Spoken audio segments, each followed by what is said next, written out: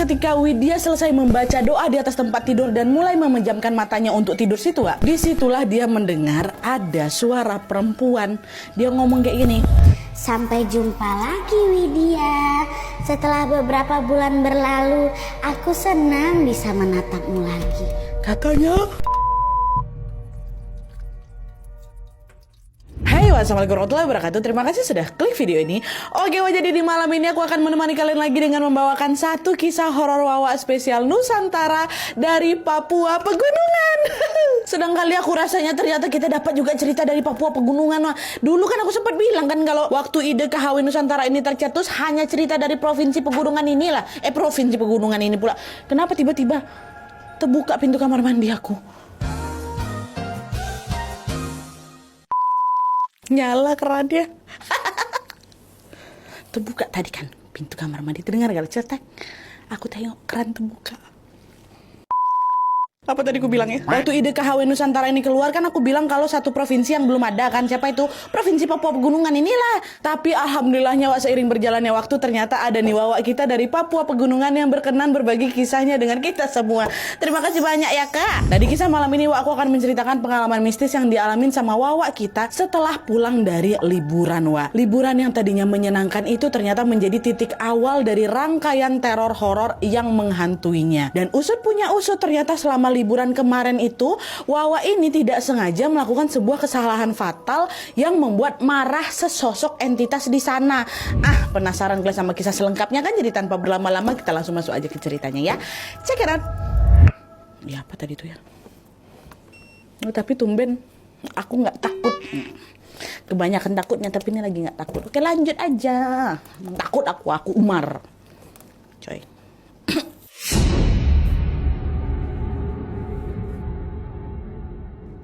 Oke, jadi kisah yang aku ceritakan malam ini dikirim sama Wawa kita yang bernama Widya dari Provinsi Papua Pegunungan. Halo Widya. Jadi, Wak, pengalaman horor yang dialami sama Widya ini terjadi ketika dia kelas 2 SMA. Sebelumnya, sejak umur 5 tahun Widya sama abangnya yang bernama Adit sudah tinggal bersama neneknya, Wak, karena kedua orang tua mereka memang sudah meninggal dunia dari mereka sekecil. Nah, di rumah nenek ini mereka tinggal berempat. Ada Widya, Bang Adit, neneknya sama Tante Lina. Ini saudara dari orang tuanya. Jadi di rumah tuh ada berempat ya. Mereka tinggal di rumahnya nenek. Nah, kebiasaan di rumah nenek kami ini, Nadia, biasanya pada saat malam tiba, Widya sama keluarganya ini memang jarang punya kegiatan bersama, Wak. Jadi setelah malam, mereka bakal asik sendiri-sendiri gitulah. Sama halnya seperti pada suatu malam inilah nih. Sekitar jam 8 malam setelah selesai makan, mereka langsung beres-beres dan masuk ke dalam kamar. Pada saat itu nenek sama Tante Lina masih ngobrol tuh di ruang tengah. Sementara Bang Adit sama Widya memilih untuk menyendiri di kamar mereka masing-masing. Nah, di salah satu dinding kamarnya Widya, Wak, ada macam petak kecil jendela gitu lah yang langsung menghadap lurus ke rumah tetangganya. Tapi ini jendelanya tuh nggak macam jendela kita yang besar gitu, Wak. Jendelanya kecil, nah, jadi macam muat kepala kita kayak gini aja lah. Itu pun juga jendela mati, Wak. Jadi nggak bisa dibuka. Pokoknya ukurannya seukuran paling 20 kali 20 cm gitu kan. Nah, dari jendela itu samar-samar Widya melihat lampu rumah tetangganya masih menyala. Dia pokoknya bisa nengok lah keluar gitu. Dah lah, Widya balik lagi dengan aktivitasnya. Karena pada saat itu Widya belum ngantuk, akhirnya dia pun menghabiskan waktunya dengan rebahan di kasur sambil main handphone. Nah, saking asiknya main handphone, tanpa terasa waktu sudah memasukkan pukul 10 malam. Nah, pas sudah mau tidur ini, Wak, Widya tiba-tiba mau pergilah dia ke kamar mandi kan. Nah, waktu dia selesai buang hajat, dia balik lagi ke dalam kamarnya. Di luar ada sepi tuh. Nah, tepat ketika Widya ini masuk kamar dan pandangannya tertuju ke jendela petak tadi, disitulah Widya langsung dibuat kaget ketika dia melihat ada, bayangkan ya, sosok perempuan yang sedang melambai ke Widya. Si sosok ini bukan manusia ya, hantu. Dia menatap Widya sambil tersenyum. Tapi seramnya, Nat, senyumnya tuh lebar kali sampai ke telinga tuh. Dia sambil lambai-lambaikan tangan ke aku.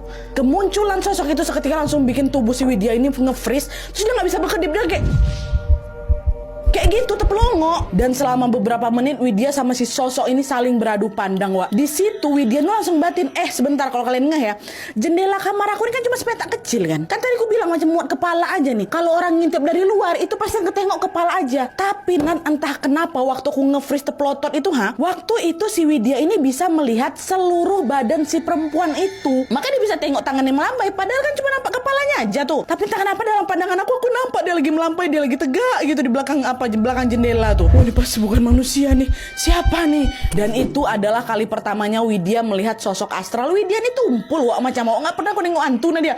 Waktu itulah aku nengok. Lalu nggak lama kemudian waktu lagi bertatap-tatap ini, Widya mendengar ada suara ketawa perempuan yang muncul nggak dari situ, dari telinga kirinya. Ini masih nggak berkedip nih matanya, masih terpelongok dia.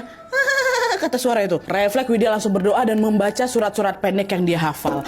Alhamdulillahnya tidak lama kemudian tubuh Widya udah nggak nge-freeze lagi, dan di situ pun Widya langsung bisa mengedipkan matanya berkali-kali gitu kan. Tadi kan terpelongok dia tuh. Dan ketika dia kembali lagi menatap ke arah jendela itu, sosok perempuan tadi menghilang, Wak. Ya, Widya yang masih kaget, masih lemas langsung buru-buru ke lemari, diambil sarung abangnya dan dengan cepat dia langsung menutup jendela kamarnya itu pakai sarung itu. Dia langsung naik atas kasur, dia baca doa, mau tidur ya nih kan. Jauhkan setan-setan itu ya Allah, ya Allah, ya Allah. Ketakutan dia kan, Wak. Dia rencana mau beranjak tidur lagi nih. Dan di situ Widya mikir kalau teror mistis yang baru saja dia alami tadi udah berakhir, Wak. Tapi ternyata dugaan dia salah. Di mana tepat ketika Widya selesai membaca doa di atas tempat tidur dan mulai memejamkan matanya untuk tidur situ, Wak. Disitulah dia mendengar ada suara perempuan. Dia ngomong kayak gini. Sampai jumpa lagi Widya. Setelah beberapa bulan berlalu, aku senang bisa menatapmu lagi. Katanya, aduh ini baru merinding aku nih. Dibisin kayak gitu langsung melek lagi lah mataku, Nat. Dan kali ini Widya betul-betul ketakutan dan gak berani tidur sendiri, Wak. Akhirnya pada saat itu juga Widya bangkit dari kasurnya, berlari aku ke kamar nenek aku, tidur aku sama nenek aku. Ditanya sama nenek, kenapa kok pindah sini? Gak apa-apa nenek, aku mau tidur sini aja sama nenek. Alah sayang nenek, ada bawa yuk. Katanya, dah tidur. Gak mau dicerita sama neneknya kan. Karena memang di rumahku gak pernah ada apa-apa, Nadia. Gak pernah ada yang seram-seram kayak gitu. Nah keesokan harinya, Wak, ketika Widya ini sudah tiba di sekolah, dia agak berangkat ya. Widya langsung duduk di bangku yang memang bersebelahan dengan temannya. Nama temannya ini Zaskia, dipanggil Kia. Nah selain sebagai teman sebangkunya, Kia ini merupakan sahabat baiknya Widya dari SD, Wak.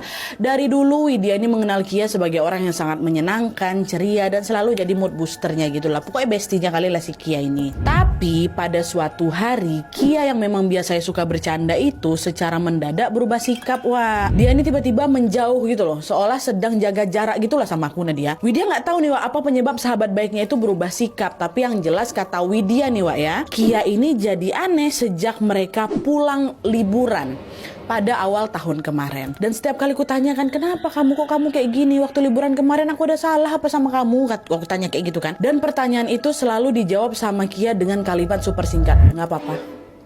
Nggak apa-apa kok. Selalu kayak gitu aja dia. Nah pada pagi hari waktu Widya baru datang ini, sikap janggal Kia tadi lagi-lagi terjadi, Wak. Masih diam-diam dia. Widya waktu itu lagi-lagi sempat sedikit mengajak basa-basi lah gitu kan. Di situ Widya bilang, iya Allah Kia, aku kesiangan loh. Aku kira tadi aku bakal telat sampai sekolah. Untung masih keburu nih. Aku tadi sampai jam berapa di sini sayang? Udah sarapanmu? Nah dengar ucapan Widya itu, Kia lagi-lagi cuma diam, Wak, tanpa menjawab apa-apa. Tapi anehnya, Nat, di pagi itu Kia kan biasanya cuma jaga jarak aja sama aku gitu kan. Nah pagi itu Kia ini malah memandangi wajah Widya dengan tatapan yang ketakutan. Dia kayak gitu. Makin bingung lah aku. Kamu kenapa Kia? Kok kamu ngeliatin aku sampai ketakutan gini? Kamu tahu tadi malam aku bisa lihat penampakan, kata si Widya. Nah kebetulan pula si Kia ini memang tajam matanya, Wak. Dia bisa nengok lah hal-hal gaib kayak gitu. Si Widya kan belum sempat cerita kalau dia ditengokin sama cewek itu kan. Widya cuma mikir ini jangan-jangan Kia tahu nih aku bisa nengok setan. Nyonya setannya masih ikut kayak gitulah. Tapi nggak dijawab sama Kia. Kia malah ketakutan gitu. Nah meski keheranan dengan sikap Kia, Widya memilih untuk nggak banyak tanya karena si Kia juga nggak jawab apa-apa, Wak. Dan kebetulan pada saat itu bel pelajaran pertama udah berbunyi. Dia guru udah masuk, pelajaran pun dimulai. Nggak selesai sampai situ. Ketika Widya ini lagi serius-seriusnya menyimak penjelasan dari ibu guru mereka, Wak, tiba-tiba dia dikejutkan dengan suara Kia yang bergumam kayak gitu. Dengan lirih, makin ku perjelaskan itu pendengaran aku. Si Kia ini ngomong apa?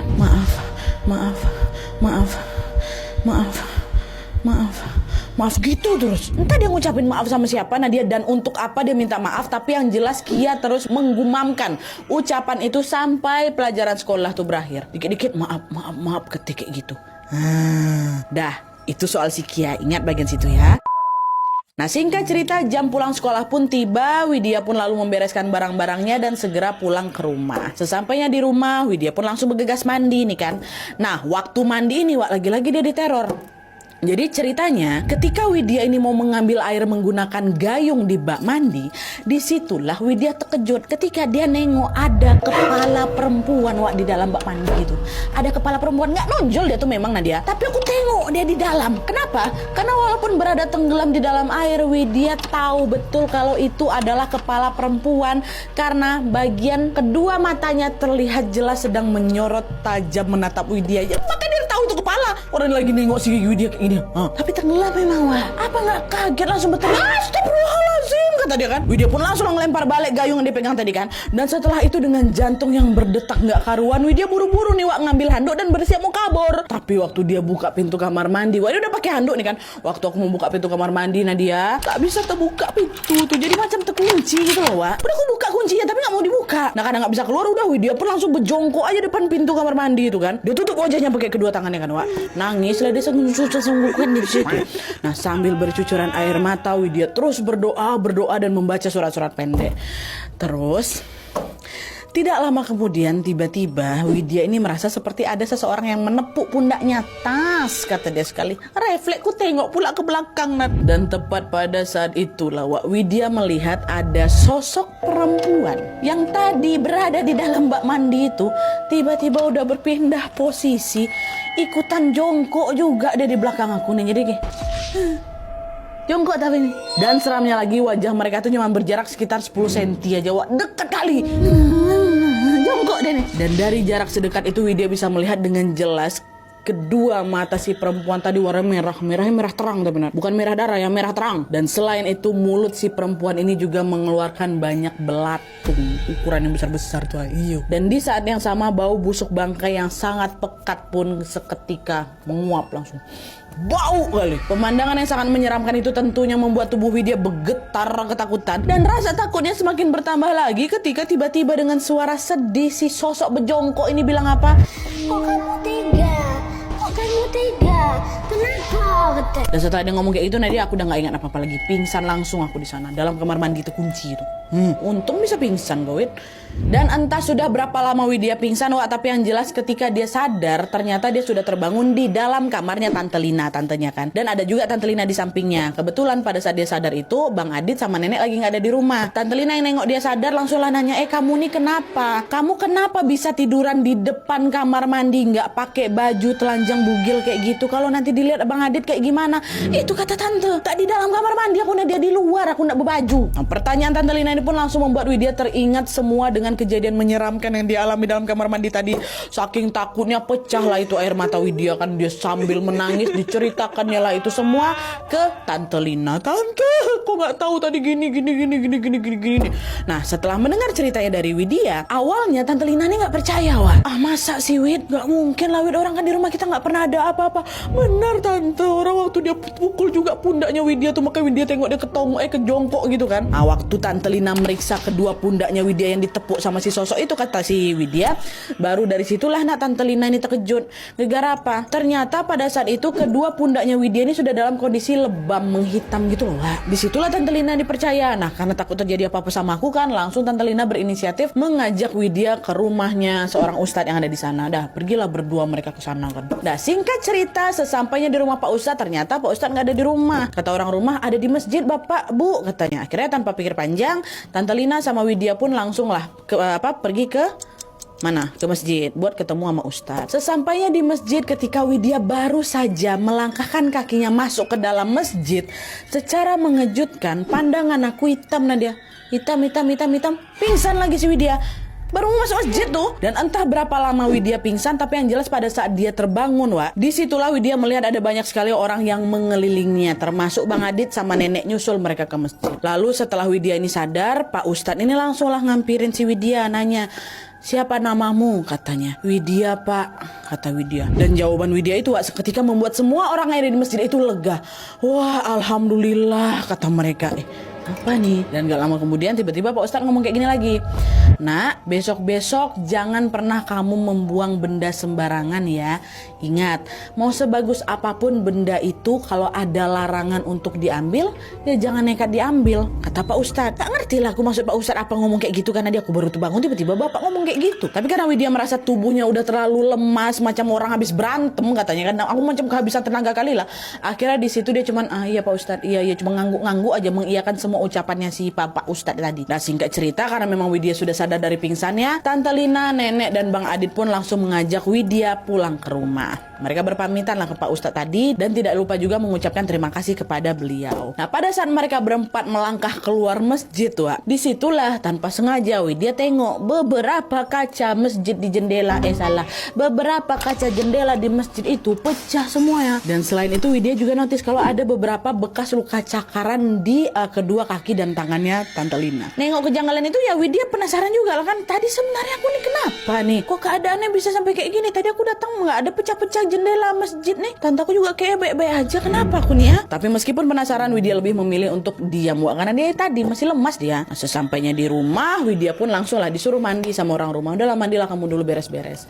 Pada saat itu Tante Lina, Nenek sama Bang Adit juga masih diam. Mereka nggak cerita nih tentang apa yang sebenarnya terjadi sama Widya waktu dia pingsan tadi. Mungkin mereka ini sengaja ingin mempersilahkan Widya buat bersih-bersih dulu, buat mandi dulu, buat biar tenang dulu lah gitu kan. Baru nanti mereka cerita. Ya udah mandilah kau dulu Widya, kata mereka. Nah, setelah selesai mandi, Widya masuklah ke dalam kamar untuk berganti pakaian. Lalu tidak lama kemudian dia dengar Tante Lina ngetok pintu.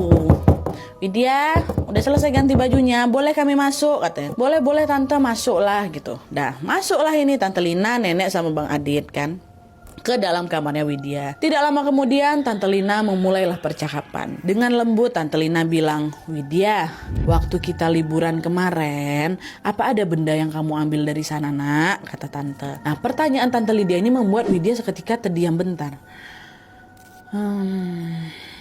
Dia berpikir keras dan berusaha untuk mengingat-ingat semua kejadian selama kami liburan kemarin aja. Oke, bentar aku ingat-ingat dulu ya. Lalu dalam waktu singkat Widya ini tiba-tiba terperanjat kaget dan dia bilang, "Astagfirullahaladzim Tante, iya ada Tante, ada," katanya. Nah, penasaran kalian apa yang diambil sama Lina waktu liburan tuh? Tahan dulu ya, karena sebelum lanjut aku mau ceritain dulu nih tentang perjalanan liburan Widya kemarin. Kan tadi udah aku sounding liburan kemana mereka Nadia emangnya? Ini jadi ceritanya pada awal tahun di tahun itu Widya ini sempat pergi berlibur ke suatu daerah. Pada saat itu dia liburan sama Kia, sahabatnya sebangku tadi tuh, Tante Lina dan juga tantenya Kia sama si Widya. Jadi masing-masing bawa tante, berempat nih mereka pergilah ke pantai sana dan mereka berlibur di sana selama beberapa hari. Di hari pertama di sana kami menghabiskan waktu buat rebahan di hotel aja Nadia. Barulah di hari kedua setelah sarapan di hotel, mereka berempat pergi ke sebuah pantai yang memang berada tidak jauh dari hotel mereka. Dan pantai yang mereka kunjungi ini merupakan tempat wisata yang sangat populer sehingga sangat ramai pengunjung yang datang tua. Tapi keramaian itu tidak menyurutkan antusiasme mereka berempat. Selama di pantai mereka sangat seru kali bermain air, mereka berlari-lari dan mengumpulkan kerang-kerang. Beberapa saat kemudian ketika mereka udah mulai lapar lagi, Tante Lina sama tantenya Kia ini beranjaklah pergi mau beli makan. Sementara si Widya sama si Kia masih asik menyusuri pantai untuk mencari kerang. Saking asiknya tanpa terasa ternyata pada saat itu Widya dan Kia ini udah sampai di ujung pantai nih. Ujung pantai yang macam berbatu-batu gitu lah kan. Di antara tumpukan batu-batu yang mereka lihat itu tanpa sengaja disitulah mereka melihat ada semacam guci dari tanah liat yang berukurannya lumayan besar lah gitu Nadia. Melihat guci itu dengan girang si Kia bilang, Widya, kita pakai aja lah guci itu buat wadahin kerang-kerang ini yuk. Kerang kita banyak nih, nggak muat kalau dibawa pakai tangan, kita masukin aja ke dalam guci itu, katanya. Widya pun sepakat aja sama ucapan Kia kan. Lalu tanpa pikir panjang dia pun segera langsung mengambil lah guci itu. Nah tapi saat Widya akan mengambil si guci ini, Widya yang ngambil ya, ternyata di permukaan salah satu batu besar yang memang berada tidak jauh dari guci itu, Widya nengok ada tulisan gitu, jangan diambil ya. Waktu itu Widya mikir itu ya cuman ulah orang iseng aja karena tulisan jangan diambil itu macam ditulis asal-asalan pakai batu tuh loh. Makanya Widya pun tetap mengambil guci yang mereka temukan tadi dan dia mengabaikan tulisan itu. Jadi pikir cuma tulisan orang iseng aja, cuma asal-asal kok ada tulisnya. Nah Widya sama Kia pun betulan tuh dimasukkannya lah kerang-kerang yang mereka ambil tadi ke dalam guci. Setelah itu mereka balik lagi lah ini menemui tante-tante mereka untuk makan bersama. Udah selesai tuh makanan udah dibawa sama mereka. Nah ketika Tante Lina melihat Widya datang bawa guci tadi, spontan Tante Lina langsung bilang, guci apa itu nak, janganlah dibawa nanti malah menu-menu nemuin tempat. Gak berguna juga tuh, pasti udahlah buang aja, kata Tante Lina. Nah pada saat itu Widya pun gak ngebantah ucapan tantenya. Wah, dia mikir, iya juga ya, ngapain pula aku bawa ini. Dah, dia pun langsung lah keluarkan kerang-kerang yang dia masukkan tadi ke sana. Lalu setelah guci itu kosong, Widya pun segera dibuangnya lah itu guci. Tapi ketika Widya ngebuangnya tanpa sengaja, guci itu macam terlepas gitu dari kedua tangan yang niat. Aku gak mau ngapar, dan dia waktu mau taruh jatuh, meluncurlah guci itu, geluntung, kena batu, pecah, hancur, dia berkeping-keping kan. Nah, karena Widya mikir itu cuman guci biasa, akhirnya udah Widya pun membiarkan begitu saja. Ya udahlah, maaf ya, jadi pecah gitu. Nah, akhirnya mereka lanjut lagi nih berempat. Tanpa terasa waktu pun sudah mulai sore. Mereka bergegas lah semua kembali lagi ke hotel. Awalnya sampai sini semua baik-baik aja, Wak. Sampai akhirnya ketika malam tiba dan semuanya sudah tertidur, disitulah teror menyeramkan ini dimulai. Jadi malam itu ketika semua orang sudah terlelap, tiba-tiba Kia, kawannya si Widya ini teriak. Dia kayak gitu kan. Teriakan itu pun langsung membangunkan mereka berempat. Nah ternyata waktu ditemui si Kia ini lagi nutupin seluruh tubuhnya pakai selimut. Wah, waktu ditengokin takut kali lah dia pokoknya. Nah Tante Lina sama Tante Kia pun berusaha untuk menenangkannya. Mereka nanya, Kia kenapa, ada apa? Nah di situ dengan suara gemetar Kia bilang, Tante, tadi aku mimpi Widya nyekek aku. Widya kayak lagi marah kali sama aku, sampai-sampai dia bilang, kenapa kamu suruh aku ambil rumah dia? Kenapa? Kata Widya kayak gitu. Aku takut. Kenapa kamu suruh aku ambil rumah dia? Widya tapi dalam mimpi itu kan. Udah itu cuma mimpi aja tuh. Kia yang tenang ya. Cuma mimpi buruk aja itu, udah bacalah doa, kata Tante Kia. Iya Tante, iya kata udah. Nah itu dia. Singkat cerita liburan pun selesai, mereka pun bersiaplah pulang ke rumah masing-masing. Sejak mendapatkan mimpi buruk tadi sampai di perjalanan pulang, Kia ini jadi jaga jarak sama aku. Sejak dia mimpi itulah. Dan setiap kali dia melihat ke Widya, Wak, Kia ini nampak ketakutan terus. Bahkan ya Wak, ya, sesampainya mereka di rumah, orang-orang mulai notice kalau tubuhnya Kia ini makin hari makin kurus. Dan sejak saat itu juga lah sikapnya Kia terhadap Widya pun langsung berubah drastis, dan dia sudah tidak sama lagi seperti yang dulu. Nah itulah kisah liburan mereka tuh. Sampailah yang waktu tiba-tiba si Widya ini datang basa-basi sama dia tiba-tiba ketakutan. Nah itu udah lama tuh semenjak kami balik liburan tuh Nat. Udah kan, sekarang kita balik lagi ya ke cerita saat Widya pulang dari masjid yang waktu si Tante Lina ini ngomong. Jadi setelah pulang dari masjid itu Tante Lina nanya lah, apa selama liburan kemarin kamu ngambil benda sembarangan, kata Tante Lina kan. Nah disitulah dia Wak, setelah si Widya ini mengingat kembali semua perjalanan liburan mereka, di situ Widya langsung ingat kalau benda yang sudah diambil secara sembarangan itu apa? Guci di pantai itu yang pecah berkeping-keping dari tanah liat tuh. Nah itu di situ makanya si Widya bilang, iya ada Tante, astagfirullahaladzim, Widya udah ngambil Guci di pantai, padahal di sana tulisannya jangan diambil. Oh Guci yang Tante suruh jangan bawa tuh. Nah itu dia. Nah dengar hal itu Tante Lina langsung bilang kan, Bu betul kan Bu, kata Pak Ustadz, ngomong ke nenek kan, kamu tahu Widya, tadi pada saat kamu pingsan di masjid, sebenarnya waktu itu kamu lagi kesurupan. Tante nih tengok sampai kamu cakar-cakar, semua barang kamu lempar di sana, mic masjid kamu lempar, meja kecil orang ngaji kamu lempar ke kaca, makanya sampai pecah-pecah jendela kaca tuh. Besok nenek yang ganti nih. Kami nggak tahu kenapa kamu bisa kesurupan tiba-tiba waktu kamu masuk masjid tadi tuh. Akhirnya disitulah kamu langsung diruqyah sama Pak Ustadz. Dan setelah ruqyah itu selesai, Wak, Widya masih pingsan tuh. Disitulah Pak Ustadz cerita banyak ke Tante Lina. Ini waktu masih di masjid ya. Nah Pak Ustadz bilang, Wak, kalau ini berdasarkan penglihatannya Pak Ustadz, ternyata dulu di pantai tempat mereka liburan kemarin ada seorang perempuan yang dihilangkan nyawanya sama suaminya sendiri. Dan konon katanya tubuh perempuan itu dikubur tidak jauh dari sana, dan kepalanya si perempuan ini ditaruhlah di dalam guci. Mereka nggak tahu apa alasan yang membuat tubuh si perempuan itu dikubur tapi kepalanya malah ditaruh dalam guci, nggak tahu. Tapi yang jelas itulah informasi yang didapat dari penglihatannya Pak Ustadz ya. Entah apa dipisah-pisahin nggak tahu, yang penting itu kepala dalam guci, badannya dipisahkan. Dan usut punya usut, guci berisi kepala si perempuan itu dibiarkan tersimpan di pantai itu selama bertahun-tahun, Wak. Sampai akhirnya pada suatu hari ketika diperiksa entah dari tim kepolisian kepolisian atau sama warga lah kayak gitu. Secara mengejutkan, kepala dalam guci itu sudah menghilang secara misterius. Entah ada yang ngambil, entah hanyut, entah kayak gimana. Tapi yang jelas katanya kan di dalam guci, tapi waktu ditengok udah nggak ada kepalanya. Jadi macam menghilang misterius gitulah. Tapi meskipun kepalanya hilang, Wak, banyak yang percaya kalau arwah si perempuan yang sudah dibunuh itu terlanjur menjadikan guci itu sebagai rumahnya. Nah sayangnya adalah ketika Widya dan Kia tanpa sengaja menemukan guci itu, mereka malah nggak sengaja ngancurin. Iya kan, pas sama si Widya kan pecah berkeping-keping tuh. Nah dari situ Wak, konon katanya sosok perempuan yang mendiami guci itu jadi sangat marah sama Widya. Apalagi setelah gucinya itu rusak, sosok ini ternyata belum juga menemukan tempat baru untuk jadi rumahnya. Dia kan udah nganggap guci itu jadi rumahnya kan. Gegara itulah akhirnya dia ikutan pergi nih ngikutin Widya dan membalas dendam gitu, Wak. Tapi untungnya tadi setelah diruqyah, Pak Ustadz alhamdulillahnya berhasil melepaskan sosok itu dari Widya. Dan sejak diruqyah itu juga lah alhamdulillahnya sikap Kia kepada si Widya bisa kembali seperti semula lagi, Wak. Jadi udah akrab deket lagi lah mereka nih. Nah kenapa Kia ketakutan? Karena Kia ini kan matanya tajam kan, Wak. Jadi si Kia tuh nengok kalau temannya itu ya si sosok menyeramkan tadi tuh yang dada-dada itu. Maka dia takut tiap kali nengok aku. Jadi selama ini si Widya ini sempat kayak ketempelan sama si sosok perempuan yang dibunuh tadi tuh loh, Wak. Nah jadi itu tadi dia pengalaman horor yang dialami sama Widya, Wawak kita dari Papua Pegunungan. Makasih ya Widya.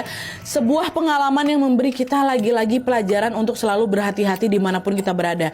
Ibarat kata apa, Wak? Bumi yang kita tinggali ini kan dah tua kali usianya kan. Ada banyak sekali generasi di atas kita yang dulu pernah tinggal juga di tempat kita ini, ha. Dan kita nggak tahu apa saja yang sudah mereka tinggalkan di sini ya kan. Jadi ya itu, jangan suka sembarangan ngambil sesuatu yang bukan kita punya lah, Wak. Apalagi sampai merusaknya, ya Allah. Kalau ternyata benda yang kita ambil tuh punya sejarah kelam kayak mana? Nggak teror juga nanti kelam kayak Widya, coy. Yang penting jangan lupa untuk selalu berhati-hati dan berdoa, Wak, ya. Semoga kemanapun kita melangkah, Allah Subhanahu Wa Taala selalu melindungi kita dari mara bahaya. Amin ya rabbal alamin. Terima kasih Widya, terima kasih Tante Lina, terima kasih Kia, terima kasih Nenek, terima kasih Bang Ade, terima kasih Pak Ustadz. Aduh, kita udah mau mengakhiri kawin Nusantara kita nih. Habis ini Papua mana lagi? Sampai lupa aku. Tinggal satu Papua lagi kalau nggak salah. Habis itu kita apa lagi, Wak? Break dulu kali ya KHW hari Minggu, ya nggak sih? Langsung jangan tengok nanti lah, biar kami berehat, coy. Nggak. Oke, Wak, jadi sekian dulu videonya. Terima kasih banyak yang sudah menonton. Kalau kalian suka video ini, klik like-nya. Jangan lupa komen di bawah untuk ide dan saran-saran untuk video selanjutnya. Jangan lupa nyalain notifikasinya supaya kalian tahu kalau aku upload video baru. And as always, jangan lupa untuk klik tombol subscribe supaya kalian sama-sama tahu informasi menarik dan menegangkan dari channel aku. See you next video, Wak. Bye.